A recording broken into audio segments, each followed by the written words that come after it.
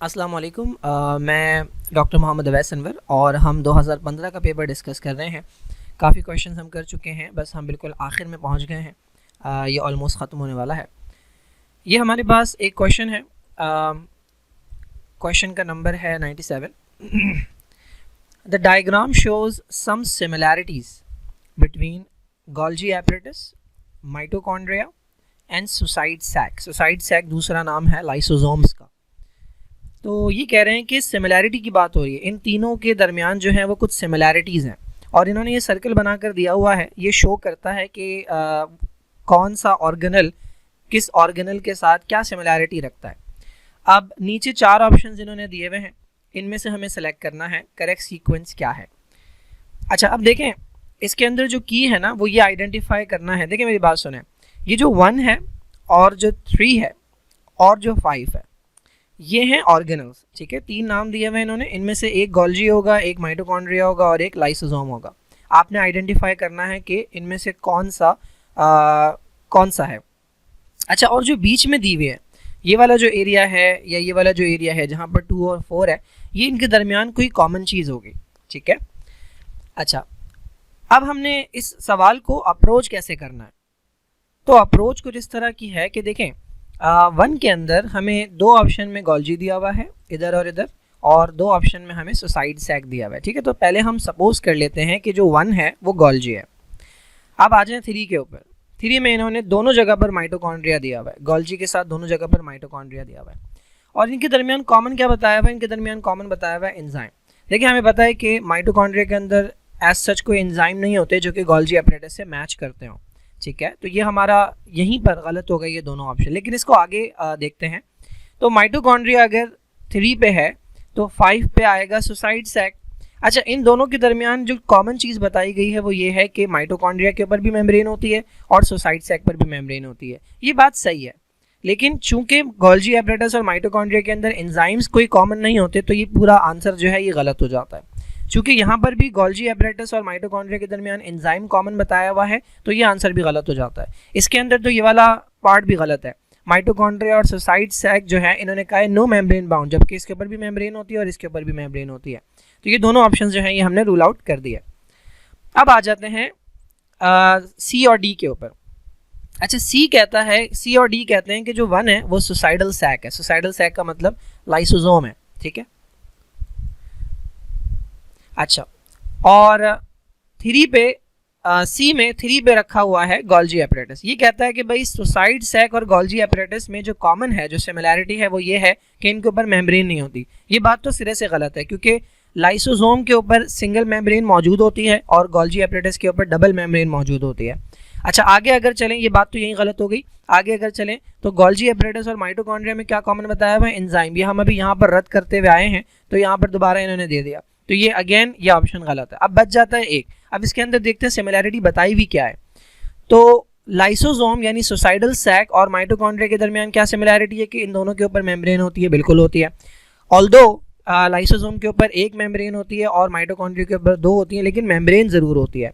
अच्छा, माइटोकॉन्ड्रिया और Golgi apparatus में क्या सिमिलैरिटी बताई हुई है? इनके ऊपर भी मेम्ब्रेन होती है, यस, और इन दोनों के ऊपर 2-2 मेम्ब्रेन्स होती हैं। तो इस तरह से ये हमारा जो ऑप्शन है डी ऑप्शन ये सही है। देखें ये माइटोकॉन्ड्रिया है, माइटोकॉन्ड्रिया के ऊपर डबल मेम्ब्रेन होती है, एक आउटर मेम्ब्रेन है ब्लू वाली और एक ये इनर मेम्ब्रेन है। ये हमारे पास गोल्जी एपरेटस है, ये गोल्जी एपरेटस भी डबल मेम्ब्रेन बाउंड होता है, डबल मेम्ब्रेन बाउंड स्ट्रक्चर होता है ये गोल्जी एपरेटस। लाइसोसोम की अभी डायग्राम मेरे पास मौजूद नहीं है। अच्छा भाई, ये नेक्स्ट क्वेश्चन है हमारे पास। इन्होंने 4 वर्ड्स दिए ऊपर, फैकल्टेटिव, ऑब्लिगेट, सैप्रोफाइट और पैरासाइट। ठीक है, अच्छा उसके बाद इन्होंने कहा है कि these words can be used in the spaces P, Q, R और S। इस पूरे पैराग्राफ के अंदर इन्होंने 4 जगहों पर स्पेसेस दी हुई हैं। ये फिल इन द ब्लैंक्स है, एक जगह पर P है, एक जगह पर Q है, एक जगह पर R और एक जगह पर S। और इन चारों जगहों के ऊपर इनमें से एक एक लफ्ज़ जो है वो डाला जाएगा, आपने पढ़कर बताना है कौन सा। अच्छा, उससे पहले मैं इनकी थोड़ी सी एक्सप्लेनेशन दे दूँ। देखिए पैरासाइट आप सब जानते हैं कि पैरासाइट एक ऐसा ऑर्गेनिज्म होता है जो अपनी फूड लेता है किसी दूसरे ऑर्गेनिज्म से, और शर्त यह है कि वो लिविंग हो। यानी पैरासाइट जिस ऑर्गेनिज्म से अपनी फूड लेता है वो लिविंग होता है और उसे हम होस्ट कहते हैं। तो पैरासाइट की सिंपल सी डेफिनेशन है। अब पैरासाइट की ना 2 टाइप्स होती हैं। एक पैरासाइट वो है कि जो टोटली डिपेंड करता है किसी होस्ट पर। अगर उसका होस्ट मर गया या होस्ट नहीं है तो वो पैरासाइट जिंदा नहीं रह सकता। फॉर एग्जांपल आपने वायरस का नाम सुना है, वायरस को हम कहते हैं ऑब्लिगेट पैरासाइट। तो ऑब्लिगेट का मतलब यही होता है कि एक ऐसा पैरासाइट जो टोटली डिपेंड करता है। वायरस जब लिविंग ऑर्गेनिज्म के अंदर जाता है तो जिंदा हो जाता है, और जब लिविंग सेल से बाहर आता है तो वो मर जाता है। तो ऐसा क्यों है? क्योंकि ये टोटली डिपेंड करता है अपने होस्ट के ऊपर। तो ऐसा पैरासाइट कहलाता है ऑब्लिगेट, जो टोटली डिपेंड करे। फैकल्टेटिव वो होता है जो पार्शियली डिपेंड करे। पार्शियली डिपेंड करने का मतलब ये है कि ये लिविंग ऑर्गेनिज्म के ऊपर भी ग्रो कर सकता है और लिविंग ऑर्गेनिज्म के अलावा भी ग्रो कर सकता है। तो ये पार्शियली डिपेंडेंट है, टोटली डिपेंडेंट नहीं है। चौथी जो टर्म है उसकी डेफिनेशन ये है, सैप्रोफाइट ऐसे ऑर्गेनिज्म होते हैं जो अपनी फूड लेते हैं किसी दूसरे ऑर्गेनिज्म से, लेकिन अब की बार शर्त यह है कि वो होता है डेड। देखिए ये मेजर डिफरेंस है पैरासाइट का और सैप्रोफाइट का, कि पैरासाइट जिससे फूड लेता है वो लिविंग होता है, जबकि सैप्रोफाइट जिससे फूड लेता है वो डेड होता है। अब ये चारों चीजें समझ आ गई। अब पैराग्राफ पढ़ लो। अमंग हीटरोट्रॉफिक प्लांट्स, हीटरोट्रॉफिक का मतलब वो है कि जो किसी और से अपनी फूड लेते हैं। तो कुछ प्लांट्स भी होते हैं जो हीटरोट्रॉफिक होते हैं। Those which depend on living plants and animals, ठीक है, लिविंग का वर्ड इंपॉर्टेंट है। For their nutritional requirement they are known as, मैंने अभी बताया कि लिविंग पर जो डिपेंड करता है उसे हम पैरासाइट कहते हैं। तो पी की जगह क्या आना चाहिए? पैरासाइट। अब आप देख लें कि पैरासाइट जो है उसमें पी कहाँ लिखा हुआ है? एक ही जगह लिखा हुआ है, यही वाला आपका आंसर होगा। अभी हम एंड तक देखेंगे इसे, ठीक है, यही आंसर होगा। आगे देखें, parasite which depend for their nutrition entirely का मतलब कंप्लीटली, टोटली। तो जो टोटली डिपेंड करते हैं उन्हें हम क्या कहते हैं? उन्हें हम कहते हैं ऑब्लिगेट। तो ये जो क्यू है, क्यू के अंदर होना चाहिए ऑब्लिगेट। ऑब्लिगेट, ठीक है, ये नजर आ रहा है, यहाँ पर दिया हुआ है जो ऑप्शन हमने सेलेक्ट किया था। अच्छा, नेक्स्ट जो है इन्होंने दिया है और टोटल पैरासाइट्स, अच्छा, आर नोन एज डैश और टोटल पैरासाइट। तो ऑब्लिगेट कह लें या टोटल कह लें। अच्छा, आगे क्या है? Those which depend for these requirement partially on the living organism. Partially वाला क्या कहलाता है? ये पार्शियली वाला है, ठीक है। तो जो पार्शियली डिपेंड करते हैं उन्हें हम कहते हैं फैकल्टेटिव। तो आर की जगह आना चाहिए फैकल्टेटिव। तो फैकल्टेटिव में फैकल्टेटिव जो है उसकी जगह आर की जगह जो है फैकल्टेटिव आना है। अच्छा, उसके बाद on the other hand the plants which depend on dead material या रॉटन या सड़ा हुआ जो होता है organic remains of plant and animal, they are called as की जगह क्या आना चाहिए? एस की जगह आना चाहिए सैप्रोफाइट। तो ये हमारे पास सैप्रोफाइट में एस आ गया। तो ये ऑप्शन है, ठीक है। तो बाकी ऑप्शन जो है हमारे पास ये रॉन्ग है। ओके, नेक्स्ट क्वेश्चन देख लेते हैं। क्वेश्चन नंबर 99, बस 2 क्वेश्चन रह गए हैं इस 2015 के पेपर में। अच्छा जी, the statement are all descriptions of cell structure. तो ये 5 स्टेटमेंट दी हुई है इन्होंने, सेल के किसी न किसी स्ट्रक्चर से रिलेटेड बताया हुआ है, ठीक है। पहली स्टेटमेंट ये है कि surrounded by a single membrane, यानी ये एक ऐसा स्ट्रक्चर है जिसके ऊपर एक मेम्ब्रेन होगी और ये इनक्लोज करता है a large fluid filled space, यानी ये एक ऐसा बैग है जिसके ऊपर एक कवरिंग है, एक मेम्ब्रेन है और इसके अंदर पानी भरा हुआ होता है, ठीक है, पानी या पानी जैसा कुछ फ्लूइड भरा हुआ होता है। यकीनन ये बात कर रहे हैं हम, चूंकि सेल के स्ट्रक्चर की बात कर रहे हैं, तो बड़ा सा फ्लूइड फिल्ड बैग जो होता है वो बेसिकली प्लांट सेल के अंदर एक स्ट्रक्चर होता है जिसे हम कहते हैं वैक्यूल। ऑल्दो वैक्यूल एनिमल्स के अंदर भी होता है, लेकिन ये जो लार्ज का वर्ड यूज़ किया है, प्लांट एनिमल्स के अंदर लार्ज वैक्यूल नहीं होता, ठीक है। तो ये प्लांट्स के लार्ज वैक्यूल की बात हो रही है। अच्छा, अगली चीज़ क्या है भाई? Surrounded by a single membrane and enclosing digestive enzyme. अच्छा, ये वैक्यूल किस में है? ये प्लांट के अंदर है। अच्छा, सराउंडेड बाय सिंगल मेम्ब्रेन। अब एक और चीज़ की बात कर रहे हैं जो सिंगल मेम्ब्रेन से कवर्ड है लेकिन उसके अंदर पानी नहीं है, उसके अंदर डाइजेस्टिव एंजाइम्स हैं। ये बात कर रहे हैं लाइसोसोम की। लाइसोसोम वो बैग होता है जिसे हमने सुसाइडल सैक भी पढ़ा है, और लाइसोसोम के अंदर डाइजेस्टिव एंजाइम होता है। और मज़े की बात यह है कि लाइसोसोम सिर्फ और सिर्फ एनिमल के अंदर होता है, ठीक है, ये प्लांट्स के अंदर नहीं होता। थर्ड क्या है भाई? Formed bye 2 membranes. अब इसके ऊपर एक मेम्ब्रेन नहीं है, अब 2 मेम्ब्रेन है और अंदर उसके एक मैट्रिक्स है। मैट्रिक्स बेसिकली एक फ्लूइड है और जो इनर मेम्ब्रेन है वो फोल्डेड है। अब देखिए यहाँ पर इन्होंने बहुत अच्छा ये एक आइडेंटिफिकेशन का पॉइंट दे दिया। 2 मेम्ब्रेन वाले ना 3-4 स्ट्रक्चर्स हैं। फॉर एग्जांपल एंडोप्लाज्मिक रेटिकुलम पे भी 2 मेम्ब्रेन्स होती हैं, गोल्जी पे भी 2 होती हैं, प्लास्टिड पे भी 2 होती हैं और माइटोकॉन्ड्रिया पे भी 2 होती हैं। तो कौन है जिसकी अंदर वाली मेम्ब्रेन फोल्डेड होती है? तो वो है माइटोकॉन्ड्रिया। माइटोकॉन्ड्रिया, ठीक है, पूरा नहीं लिख रहा। माइटोकॉन्ड्रिया दोनों में होता है, प्लांट्स के अंदर भी होता है क्योंकि हर किसी को एटीपी चाहिए होता है, और एनिमल्स के अंदर भी क्योंकि दोनों के अंदर एटीपी प्रोडक्शन होती है। चौथी चीज़ क्या है भाई, formed by a membrane that has flattened sac, ठीक है, फ्लैट सैक है, फ्लैट बैग्स हैं, कुछ चपटे चपटे बैग्स हैं, और ट्यूबुलर स्ट्रक्चर्स हैं जो कि इंटरकनेक्टेड हैं throughout the cell. Flattened sac और ट्यूबुलर स्ट्रक्चर्स हैं जो कनेक्टेड हैं थ्रू आउट द सेल।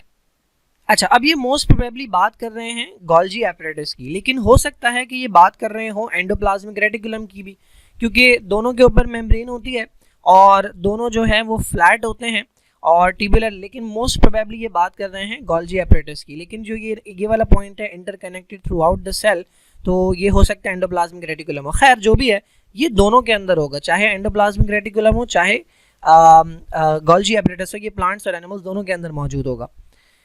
पांचवा पॉइंट जो है वो ये है कि it is formed of nucleic acid and protein. वो क्या, अच्छा न्यूक्लिक एसिड क्या है भाई, डीएनए या आरएनए। वो कौन सी चीज़ है जो डीएनए और प्रोटीन से मिलकर बनती है, तो ये बात कर रहे हैं क्रोमोसोम्स की, और क्रोमोसोम्स भी पाए जाते हैं दोनों के अंदर, प्लांट्स के अंदर भी और एनिमल के अंदर भी। तो आपके जो 3, 4 और 5 हैं, ये 3 चीज़ें ऐसी हैं जो प्लांट्स और एनिमल्स दोनों के अंदर पाई जा रही हैं, ठीक है। इनमें से बाकी 2 जो हैं उनमें से 1 जो है वो प्लांट में है, 3 और 5 के अलावा जो 1 है वो प्लांट के अंदर है, P लिखा है मैंने ये, और जो 2 है वो एनिमल के अंदर है। अब आपने यहाँ से ऑप्शन सेलेक्ट करना है। तो प्लांट सेल के अंदर क्या क्या है भाई, 3, 4, 5 मौजूद है, यस, और 1 मौजूद है, तो यहाँ तक तो ये आंसर सही है। एनिमल सेल के अंदर क्या क्या है, 3, 4, 5, यस, और 2 है, यही वाला ऑप्शन करेक्ट है। बाकी के ऑप्शंस अगर आप देखेंगे तो ये इनकरेक्ट हैं। इसमें 5 नहीं है, इसमें 3 नहीं है, और इसमें 1 नहीं है, ठीक है। इसमें 1 आ गया है, जबकि प्लांट के अंदर 1 नहीं होता, ठीक है। इसमें भी 1 आ गया, एनिमल के अंदर 1 नहीं होता, यहाँ पर भी 1 आ गया, एनिमल के अंदर 1 नहीं होता, और यहाँ पर 4 मौजूद नहीं है। तो ये आपका ऑप्शन जो है, ए ऑप्शन जो है, ये करेक्ट ऑप्शन है।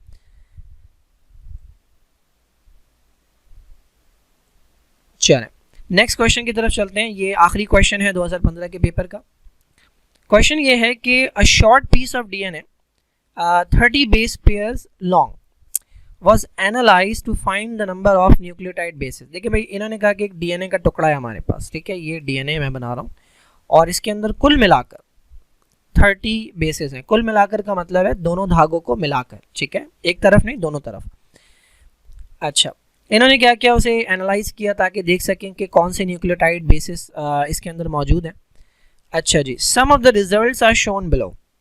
अच्छा, इन्होंने चेक किया है दोनों धागों के अंदर, in each of the polynucleotide strands, तो ये दोनों धागों का अलग अलग बता रहे हैं, ठीक है। ओके, नेक्स्ट क्वेश्चन की तरफ चलते हैं। यहाँ पे क्वेश्चन है कि एक शॉर्ट पीस है डीएनए का जो कि 30 बेस पेयर लॉन्ग है, ठीक है। ये हमारे पास डीएनए का पीस है, ठीक है, और ये 30 बेस पेयर लॉन्ग है, यानी इसके अंदर 30 बेसिस हैं। अच्छा, और ये जो 30 बेसिस है ना, ये एक एक धागे में 30 हैं। 30 स्ट्रैंड 1 के अंदर होंगे एक धागे में, और इसके सामने जो दूसरा धागा है उसके अंदर भी 30 होंगे, ठीक है। तो ये पूरा ओवरऑल 30 बेस पेयर लॉन्ग है। इन्होंने इसे एनालाइज किया ताकि नंबर पता कर सकें न्यूक्लियोटाइड के बेसिस का, कौन से न्यूक्लियोटाइड कितने मौजूद हैं हर धागे के अंदर। जो कुछ रिजल्ट इन्हें मिले हैं वो ये हैं, सामने नज़र आ रहे हैं। अब क्वेश्चन उन्होंने क्या, देखें 2 धागे, स्ट्रैंड 1 और स्ट्रैंड 2, और मैं पहले ही बता चुका हूँ कि दोनों धागों के अंदर टोटल कितने कितने आएंगे न्यूक्लियोटाइड्स, 30। ये बहुत इंपॉर्टेंट है, ये कैलकुलेशन में काम आएगा। अच्छा, अब इन्होंने पूछा क्या है, how many nucleotides containing guanine. आपसे वो ग्वानिन के बारे में पूछा। देखिए, ग्वानिन दोनों में खाली पड़ा है, वो पूछ रहे हैं ग्वानिन बता दें कितने न्यूक्लियोटाइड्स में ग्वानिन होगा, कौन से उसमें, धागा नंबर 1 में, ठीक है। यहाँ पर ये पूछ रहे हैं आपसे धागा नंबर 1 में ग्वानिन कितना होगा, ये बता दें। अच्छा देखिए, सबसे पहले तो मैं आपको बेस पेयरिंग का रूल समझाऊँ, ये मैं पहले भी बता चुका हूँ पिछली वीडियोज़ के अंदर। बेस पेयरिंग का रूल क्या कहता है, अगर हमारे पास ये धागा है, ये डीएनए है, ठीक है, ये डीएनए के 2 धागे हैं, जब आप इन्हें सेपरेट करेंगे तो होगा ये कि अगर किसी एक धागे में एक जगह पर एडेनिन है तो दूसरे धागे में उसके सामने हमेशा थायमीन होगा। अगर किसी एक जगह पे साइटोसिन है तो उसके सामने हमेशा ग्वानिन होगा। अगर किसी एक जगह थायमीन है तो उसके सामने हमेशा एडेनिन होगा, और अगर किसी एक जगह ग्वानिन है तो उसके सामने साइटोसिन होगा। इससे पता क्या लगता है? देखिए, इससे पता लगता है कि एडेनिन हमेशा बराबर, किसी भी डीएनए के अंदर जितना एडेनिन होता है उतना ही थायमीन होता है, और जितना किसी डीएनए के अंदर साइटोसिन होता है उतना ही ग्वानिन होता है। इस चीज़ को हम यूटिलाइज करेंगे यहाँ पर। देखिए, एक तरीका जो बहुत आसान तरीका है और जो बहुत क्विक मेथड है, ठीक है, एग्जाम में यही आपने करना होता है, वो ये है कि इसे पूरा सॉल्व करने की ज़रूरत नहीं है। देखिए, आपको चाहिए क्या? आपको चाहिए ग्वानिन। कौन से धागे में? धागा नंबर 1 में। ग्वानिन कितने होंगे? जितने साइटोसिन होंगे धागा नंबर 2 में, ठीक है, लेकिन उन्हें धागा नंबर 2 के आपको दिए हुए नहीं है, तो आप डायरेक्टली नहीं निकाल सकते। तो तरीका क्या है? देखिए, आपके पास स्ट्रैंड 1 की 2 चीज़ें मौजूद हैं, साइटोसिन मौजूद है और थायमीन मौजूद है। अगर आप एक और चीज़ निकाल लें तो आप तीनों को ऐड करके पता लगा सकते हैं कि क्या चीज़ बच गई जिसको मिलाकर आप 30 बना सकें, क्योंकि टोटल इसके अंदर कितने न्यूक्लियोटाइड होने चाहिए? 30 होने चाहिए। तो मैं बताता हूँ कैसे। देखिए, ग्वानिन निकालने के लिए आपको चाहिए था दूसरे धागे का साइटोसिन, वो आपके पास नहीं है। लेकिन एडेनिन निकालने के लिए भी आपको चाहिए दूसरे धागे का थायमीन, और वो आपको गिवन है।